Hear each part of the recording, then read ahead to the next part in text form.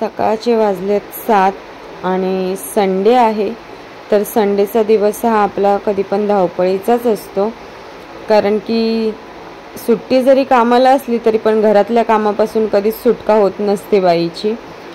तिथे पाणी तापत ठेवल्याने रात्रीचे कपडे जे काढून ठेवलेले घडी घातलेले आहेत आणि ते श्रावणीला अंथरुणातून उठून बेडरूम मध्ये घेऊन जाते आणि ही सुद्धा अंथरुण मी काढून घेणार आहे आणि मग फ्रेश होणार आहे। नमस्कार, तुमचं स्वागत आहे आपल्या एका नवीन व्हिडिओमध्ये। तर आज खूप दिवसांनी मी व्हिडिओ शूट करायला घेतलेला आहे, कारण की ना मोबाईलचा काहीतरी प्रॉब्लेम झालेला आहे। मोबाईलमध्ये ना व्हिडिओ व्यवस्थित शूट होत नाही, खूप असे थांबून येतात। आता काय सेटिंगमध्ये काय प्रॉब्लेम झाले काय तोही माहिती नाही आणि मला वेळही नाही घेऊन जायला मोबाईल। तर चला आजचा व्हिडिओ पण कसा येईल तो काय माहिती नाही मला, जर थोडाफार मागे पुढे काय वॉइस वगैरे झाला तर सांभाळून घ्या। तर आता सकाळचे 8:30 झालेले आहेत, मी फ्रेश वगैरे झालेले आहे आणि कामं तर सगळी बाकी आहेत। पण आज मी मुलांना प्रॉमिस केलेले की सकाळी पावभाजी करेन आणि परत फ्लॉवर सुद्धा होता, तो थोडासा काळवंडल्यासारखं व्हायला आलेला, साफ करून तो फ्रीजमध्ये ठेवला। माझं लक्ष नाही केलं, सकाळी आपण घाईघाईत असतो ते इतकं बघत नाही। 8 दिवस झाले माझी डे शिफ्ट चालू होऊन आणि मी विचार केलेला की काहीतरी व्हिडिओ काढेन, पण त्या मोबाईलच्या ह्याच्यामुळे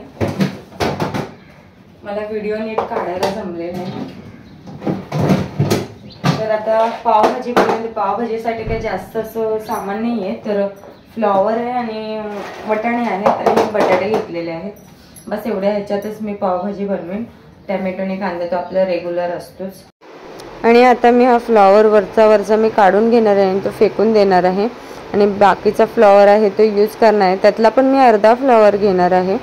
आणि पावभाजी ही मुलांच्यासाठी मी बनवते, कारण की ना मुलांचं असं म्हणणं होतं काय मम्मी किती दिवस झाले तू काय बनवतच नाही। ॲक्च्युली खूप थकायला झाल्यामुळे मग मी जास्त असे काय ॲडिशनल रेसिपी पण करत नाही आहे, की इतकं थकून जायला होतं की काही म्हणजे बनवण्याची इच्छा होत नाही। आणि आता फ्लॉवर, वटाणा आणि बटाटा मी चांगला धुवून घेतलेला आहे। जास्त काही भाज्या नाही आहेत माझ्याकडे, पण ज्या आहेत त्याच्यातच मी बनवणार आहे पावभाजी। तर आता हे चांगलं फ्लॉवर वगैरे धुवून घेतला। फ्लॉवर काही खराब नव्हता, एकदम चांगला फ्लॉवर होता, फक्त वरून थोडं काळवंडल्यासारखं ते मी फ्लॉवर तो फेकून दिला आणि जो चांगला होता तोच घेतलेला आणि हळद आणि मीठ टाकून आता 3 शिट्ट्यांमध्ये मी भाजी कुकरला लावून घेणार आहे, जेणेकरून आपली पावभाजी करायची जी प्रोसेस आहे ती एकदम फास्ट होईल। तर एकीकडे मी कुकर लावून ठेवलेला आहे आणि दुसरीकडे मी आलेले आहे हॉलमध्ये। तर क्लिनिंग असते ती आपली डेलीची असते, सगळ्यांच्याच घरामध्ये चालू असते, पण माझं कसं असतं की जेव्हा सुट्टी असेल तेव्हाच मला हे सगळं करायला भेटतं। रोज मम्मी पप्पा वगैरे झाडू वगैरे घेतात, पण कसं आपण जशी क्लिनिंग करतो तसं ते त्यांना तेवढं नाही जमत करायला। तर हा झुम्मर मी तुम्हाला दाखवते। झुम्मर आधीचा झुम्मर होता तो खराब झालेला, हा त्या दिवशी उल्हासनगरवरून हा नवीन झुम्मर आणलेला आहे आणि तो मस्त असा छान वाटला मला। जास्त असं लोंबकळत वगैरे नसणारा आहे, पहिला होता तो असा लोंबकळणारा होता असा झुम्मर।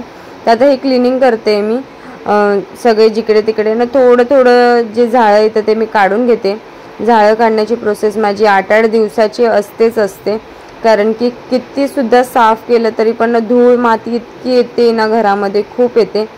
समोर सगळीकडे कन्स्ट्रक्शनचे कामं चालू असल्यामुळे ना घरात धूळ प्रचंड येते। 8 दिवसांनी जर झाडलं नाही तर मग बघायलाच नको, घराची हालतच काहीतरी होऊन जाईल। आणि आधी मी झाडू मारून घेते कधी पण आणि नंतरच मी सगळे जे फर्निचर वगैरे असतं ते मी पुसून घेते, कारण की ना आपण जेव्हा पहिल्यांदा फर्निचर पुसतो आणि त्यानंतर मग झाडू मारतो तर परत जी डस्ट असते घरातली ती मग परत झाडू मारल्याने आपण झाडू मारतो तेव्हा ती धूळ अशी उडते। सोफा वगैरे तेव्हाच मी सगळं झाडून घेते आणि मगच मी साफ करते। आणि हे मग डेली जे करेल ना, म्हणजे ज्या गृहिणी आहेत घरात राहतात त्यांनी सुद्धा 10-15 मिनटं जरी आपलं घर असं 15 ते 20 मिनटं लागतात जास्तीत जास्त सगळं फर्निचर पुसायला। एकदम व्यवस्थित आणि स्वच्छ राहतं, कोण आलं गेलं तरी काही प्रॉब्लेम नाही, कधी पण पाहुणे आले तरी आपण एनी टाईम रेडी असतो।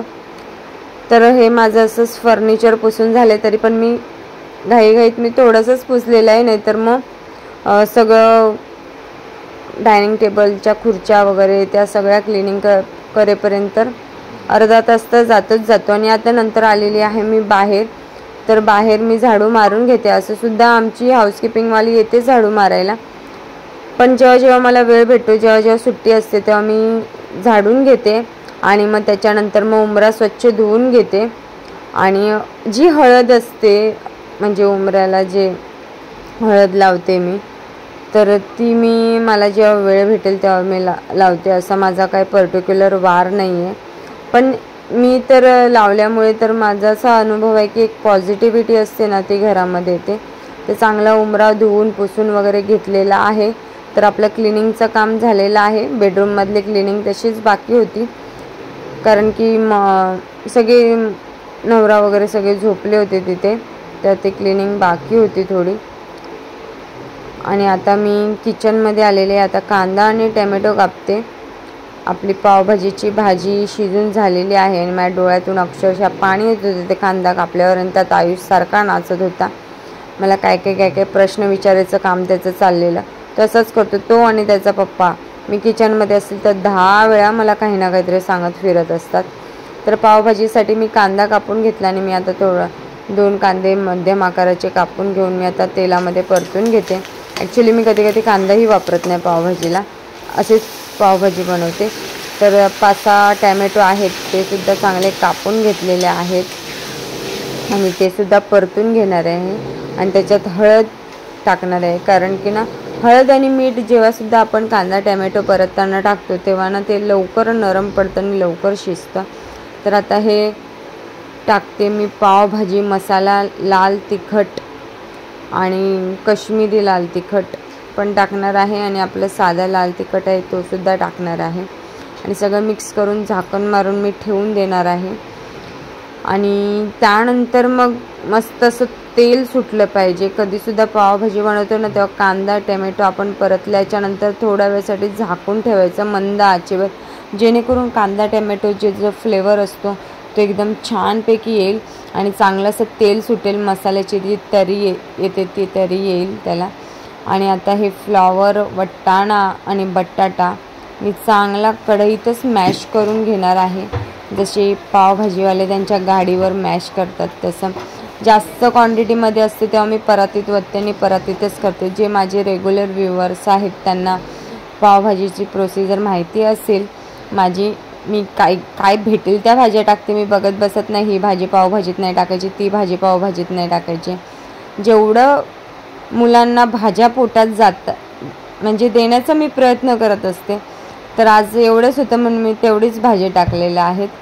तर आता टाकते मीठ आणि त्यानंतर मग जे पावभाजीची जी भाजी मी शिजवली ते पाणीसुद्धा मी त्याच्यामध्ये टाकलेलं आहे. त्याच्यामुळे मी भाज्या कधी पण कुठल्याही भाज्या धुताना एकदम स्वच्छ 4 ते 5 पाण्यामध्ये धुवून घेते आणि मगच शिजत टाकते. आणि थोडे त्याच्यावर हळद पण टाकते, जेणेकरून भाजी लवकर आणि मस्त मऊसूत शिजते. आणि थोडं मीठसुद्धा टाकायचं. तर मग आता परत मी भाजीला झाकण मारून ठेवून दिलेलं आहे. पाणी वगैरे ॲडजस्ट करून घेतलं, किती पातळ पाहिजे वगैरे बघून घेतलं. आणि आता टाकते मस्त असं अमूल बटर. अमूल बटर नाही तो पावभाजी नाही असं माझ्या मुलांचं म्हणणं आहे, माझं नाही. मला तर पावभाजी तुपातली आवडते. तुपातली पावभाजी म्हणजे इतकी सुंदर लागते ना, मला तर प्रचंड आवडते. पाव वगैरे तुपात भाजून काय जर कधी खाल्ले नसेल तर करून बघा, एकदम सुंदर लागते. फक्त बटरऐवजी तूप वापरायचं. आणि सगळ्यांना आता पावभाजी दिल्याच्या नंतर लागणार आहे मी पुढच्या कामाला, कारण की मिस्टर खेकडे आणायला जाणार होते, म्हणजे मच्छी आणायला गेलेले काहीतरी संडे. बरेच दिवस झाले मी तुमच्याबरोबर कुठली रेसिपी अशी शेअर नाही केली मच्छीची वगैरे. तर आता मी करते मांदेल्याच्या साराची तयारी. तर घेतलेली आहे कोथिंबीर, कांदा, टॅमॅटो, धने, लसूण, मिरची आणि हे सगळं मी मिक्सरला लावून घेणार आहे. तर टाकणार शंकेश्वरी मिरची नाही टाकणार आहे. तर टाकणार आहे कश्मीरी लाल तिखट आणि थोडं मीठ जेव्हा आपण मिक्सरला काही लावताना टाकतो तेव्हा ना मिठाची खूप मदत होते आपलं वाटण बारीक व्हायला. तर आता हे मांदेलीचा रस्सा आणि मांदेली फ्राय करणार आहे. आणि हे आहेत खेकडे. तर खेकडे चांगले साफीत केलेले आहेत आणि हे आहेत खेकड्याचे छोटे छोटे पाय, ते आता मी मिक्सरला लावून गाळून घेणार आहे.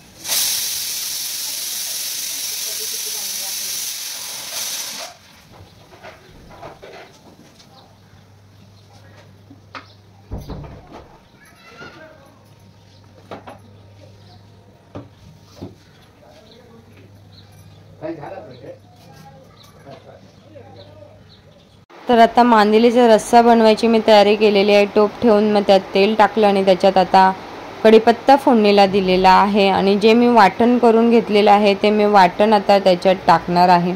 तर संकेश्वरी मिरची टाकल्यामुळे वाटण खूप लाल असं टमॅटो रेड कलर वगैरे सारखासा कलर येतो मस्तपैकी. पण संकेश्वरी मिरची मिक्सरला जेव्हा आपण लावतो तेव्हा बारीक व्हायला खूप वेळ लागतो आणि तेवढे पेशन्स नसतात माझ्याकडे. कारण की जेवढं आपण कशा वर्किंग वुमन्स असतो, मग त्याच्यामुळे काय होतं की आपलं संडे कसा पटापट कामावरून थोडा 1-2 तास स्वतःसाठी द्यायला, म्हणजे थोडं पडायला भेटेल किंवा अदरवाईज आपल्यासाठी काहीतरी वेगळं करायचं असेल ते करायला भेटेल ह्याची आपण विचार करत असतो ह्याचा. तर आता मी त्यात थोडंसं लाल तिखट टाकलेलं आहे, मला तिखटपणा थोडा कमी वाटला त्याच्यामुळे, आणि चांगलं 2-3 मिनटासाठी तेलात परतून घेणार आहे. ॲक्च्युली डायरेक्ट असं पाणी टाकून फोडणीला देतात, पण मला तसं नाही आवडत. मी थोडासा तेलामध्ये मसाला पूर्ण असा परतून घेते आणि मगच पाणी टाकते. तर पाणी टाकून ॲडजस्ट करून ठेवून दिलेलं आहे कढई यायला. आणि इथे मी जो ह्याचं खेकडा जो आहे साफ वगैरे करून ठेवलेला आहे त्याच्यासाठी सुक्का खेकडा बनवणार आहे. म्हणजे मुलांना ग्रेव्ही टाईप वगैरे असं नाही आवडत, असं सुक्का असं आवडतं, मग तसं बनवणार आहे. त्यासाठी कांदा आणि खोबरं आणि लसूण हे मी चांगलंसं भाजून घेतलेलं आहे तव्यावर, आणि त्याच्यात आता मी कोथिंबीर आणि आलं टाकणार आहे आणि मिक्सरला वाटण करून घेणार आहे. आणि एका साईडला मम्मीला सांगितलेलं की मी जे मी मिक्सरला लावून देणार आहे, जे खेकड्याचे पाय असतात जे बारीक बारीक ते सुद्धा मिक्सरला लावणार आहे. त्याच्यात जे पाणी असतं ना गाळून वगैरे घेतात आणि मग ते ओतायचं, त्याच्यामुळे ना रस्स्याला ना खूप छान अशी टेस्ट येते. तर आता हे बारीक बारीक जे पाय आहेत खेकड्याचे ते चांगले स्वच्छ धुवून वगैरे घेतलेले आहेत. आधीच पप्पांनी सगळं साफबीफ करून धुवून दिलेलं. तर आता मी साराला कड आल्याच्या नंतर टाकते कोकम. तर कोकमाशिवाय कोकणी माणसाला अजिबात जमत नाही. कोकम हा पाहिजे. प्रत्येक म्हणजे जी मच्छीची कालवण वगैरे मच्छी असेल त्याच्यात लिंबू पिळल्याच्या नंतर जी ती चव येत नाही जी कोकमामुळे येते. तर आता मांदेली वगैरे टाकून मस्त कड यायला ते ठेवलेलं आहे. तर आता इथे खेकड्याचं बनवते. तर खेकड्यासाठी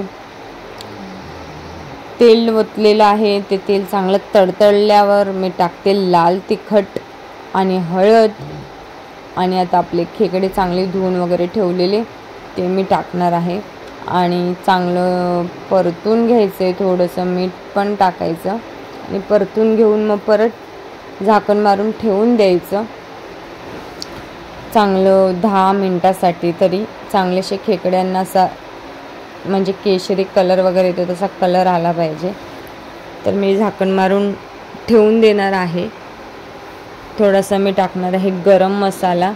गरम मसाल्याने खेकड्याला मस्त अशी चव येते.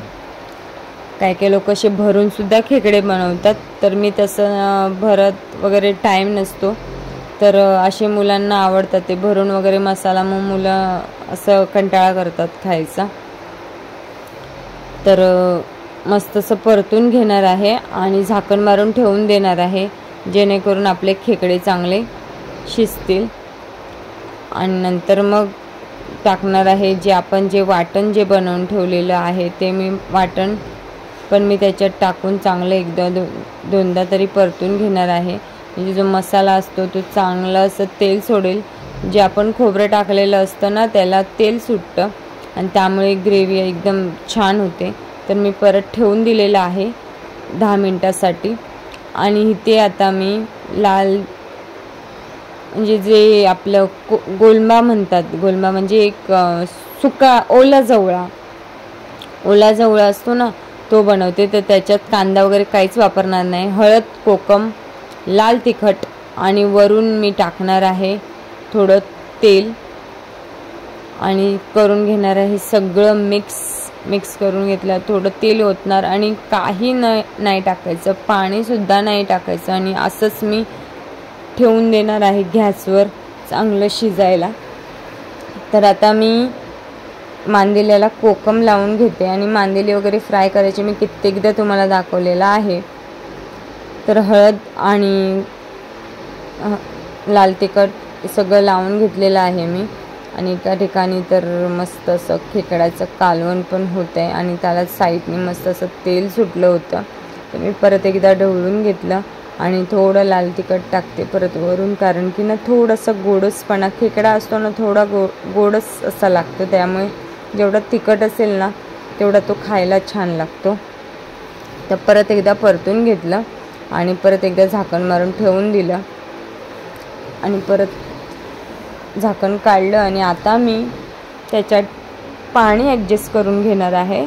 आणि पाणी ॲडजस्ट करता करता जे मम्मीने म्हणजे मी जे बारीकवाले ते पाय असतात ना खेकड्याचे ते लावून दिलेले ना, त्याचं पाणी गाळून वगैरे दिलेलं आहे. तर मी परत एकदा गाळून घेणार आहे, कारण की ना त्याचे बारीक असे खक्कर असतात ना, म्हणजे मिक्सरला लावतो तेव्हा ते पायांचे ते जे असतं ते त्यात पडलं नाही पाहिजे म्हणून. तर आता पाणी ॲडजस्ट करून मी परत ठेवून देणार आहे आणि थोड्या वेळाने बघाल तर अप्रतिम असा सुक्क खेकडे तयार होतील. तर जवळ्याला परत एकदा परतून घेतलं आणि जवळ्या बघा किती सुंदर असा सुक्का झाला आहे पाणी न टाकता.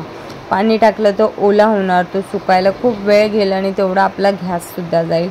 तर मी ठेवून दिलेलं आहे झाकण मारून थोडंसं असं होण्यासाठी. तर आता खेकड्यावरचं झाकण काढताना बघा मस्त अशी तरीसुद्धा सुटलेली आहे आणि झणझणीत असं खेकड्याचं सुक्क तयार झालेलं आहे.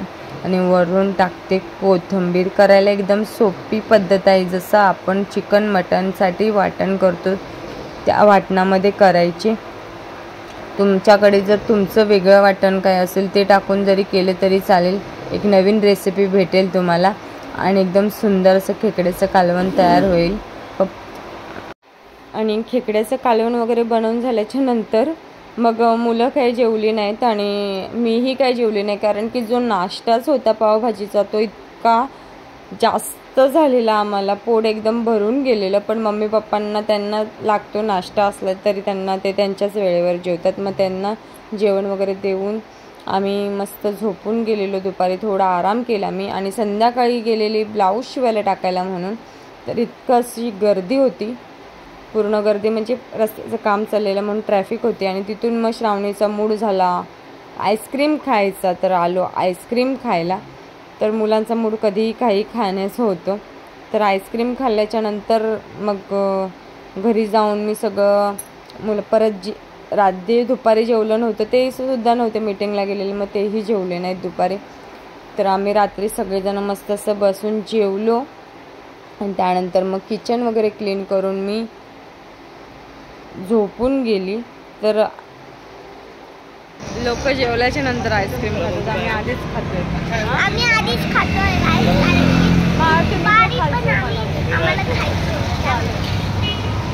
मी पण राजभोग खाईन, तुम्ही राजभोग खातात. बघितलं कॅमेरा कसा होतोय. बस. तर आजचा व्हिडिओ आवडला असेल तर व्हिडिओला लाईक शेअर सबस्क्राईब करा चॅनलला. आणि असेच माझ्या चॅनलवर या, व्हिडिओ बघा. थँक्यू. Thanks for watching.